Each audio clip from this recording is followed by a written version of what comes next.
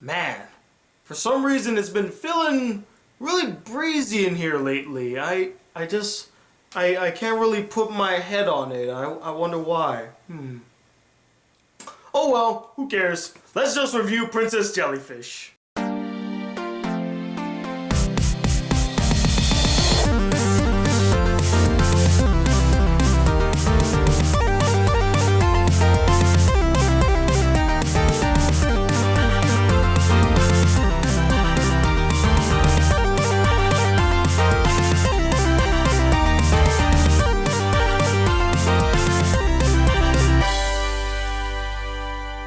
Hey guys, the Black Critic Guy is still here in Romance Month to give you all a review on the anime Princess Jellyfish. So Princess Jellyfish is about this average-looking, socially awkward jellyfish fanatic girl named Tsukimi who one night bumps into this very beautiful, stylish girl who ends up helping her with an ordeal. Only to later find out that that very same stylish girl turns out to be a man by the name of Kuranosuke. And it basically follows them as they form this bond and relationship and also try to save the apartment complex that Tsukimi lives in from being teared down. Now I'm not gonna lie, I've been pretty interested to see this anime for quite some time now, mainly due to its concept, which I found very unique and refreshing. You don't see a lot of animes that focus on a group of average looking girls that live in otaku/neat lifestyle that befriends a transvestite. And for the most part, it's a very solid anime. In this anime, we see the return of animation studio Brainsbase. Remember them from 3 weeks ago in my 1 week Friends review? Well, here they are once again, and their animation is still very solid. I love the serene coloring, and I just loved how unique each and every one of the character designs were in this anime. Each character had their own unique look, each one had their own unique style, so props to you, Brainsbase. And luckily this anime is available in English dub and Japanese sub. And as for the English voice acting, it is quite solid in the anime, but come on, we've come to expect that from any Funimation dub. With really strong and standout performances from Maxie Whitehead, the voice of Tsukimi, and of course Josh Grill as the voice of Kuranosuke. He's just fabulous with his very flamboyant voice. He's perfect for the role. Note to self: never attempt to do a flamboyant voice ever again. And now we get to the story. Now, I would be lying to you if I said that all of it was very interesting, but I would say that about 45 to 50% of it was pretty interesting. Whenever we got to spend time with these otaku girls and learn a little bit about them and seeing them kind of deal with this stylish girl whenever they would go out to places, that was interesting. The side story about Kuranosuke's family and his relationship with them, that's very interesting. Kuranosuke bonding with the otaku girls and trying to open their eyes to newer worlds, that's interesting. And finally, the characters. Much like their designs, each one of the characters have their own unique flair, personality, and charm that really helps them to stand out in the anime. I mean, you might not be able to remember their names or even pronounce it, but you damn sure will remember their personalities. With Tsukimi and Kuranosuke being the strongest characters in the entire anime, which makes sense since they are the two main characters of the anime, but they have the most interesting development and the most interesting backstories that are very similar with each other. And honestly, I personally related to Tsukimi the most in the entire anime,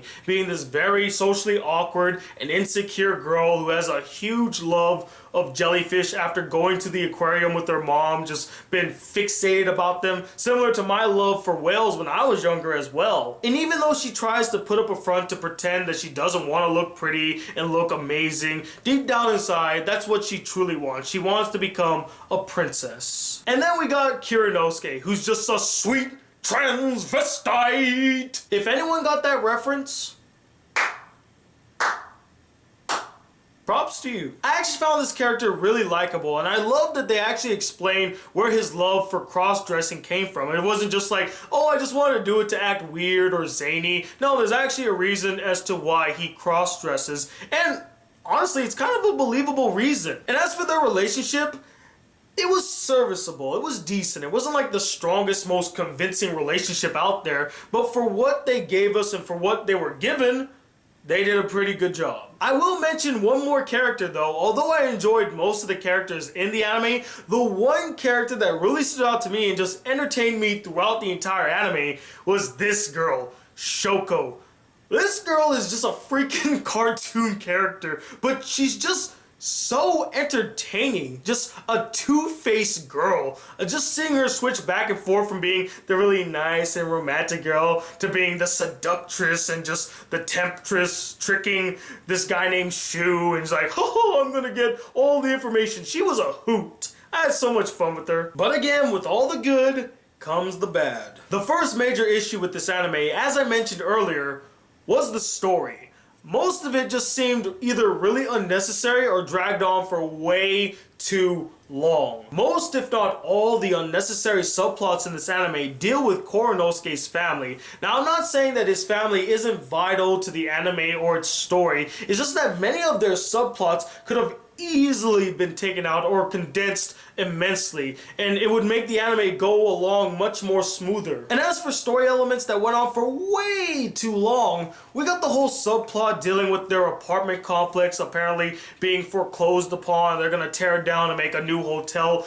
This thing dragged on for way too long. In fact, it took up a majority of the anime, which is a damn shame because I would have just loved if the anime focused on the characters' interactions and Kuronosuke kind of like reaching out to these otaku girls and showing them a new life or something like that. But instead we had to go with this whole cliche, oh, they're trying to foreclose our place. No, we gotta raise money and stop them from doing it. Oh, evil corporations. It felt like not only a cop-out to tell such a generic story with such a fascinating and unique concept, but also a huge waste of potential. The writers could have gone so many different directions with this concept, but instead, they decided to play it safe by telling this very cliche story about them raising money to save their apartment/house.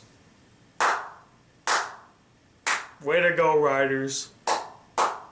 Way to go. Now, as much as the drama elements were handled well in this anime, I can't say the same for the comedy. Don't get me wrong, there are a lot of funny moments in the anime, but there are also many forced comedic situations. Like, there's this one character who I believe is the Prime Minister.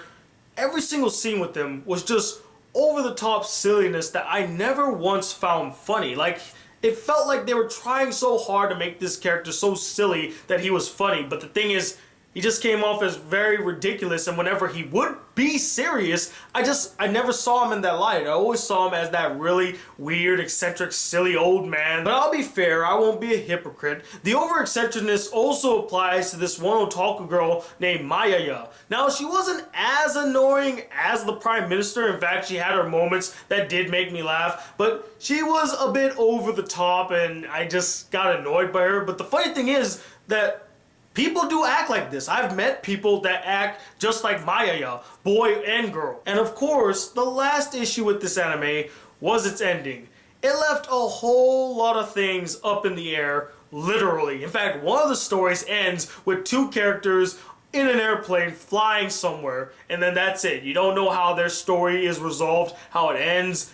You gotta go read the manga! And I guess I don't need to explain my feelings about animes with go read the manga type endings.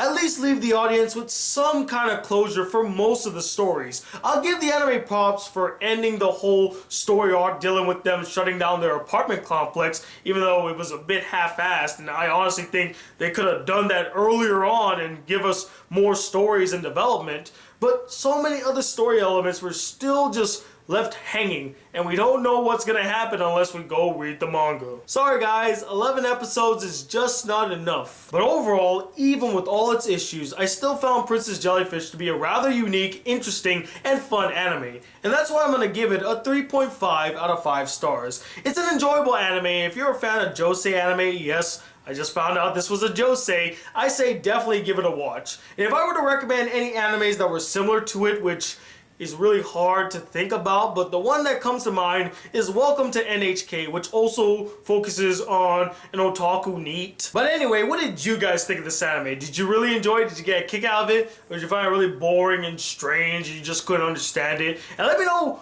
who is your favorite cross-dresser in an anime?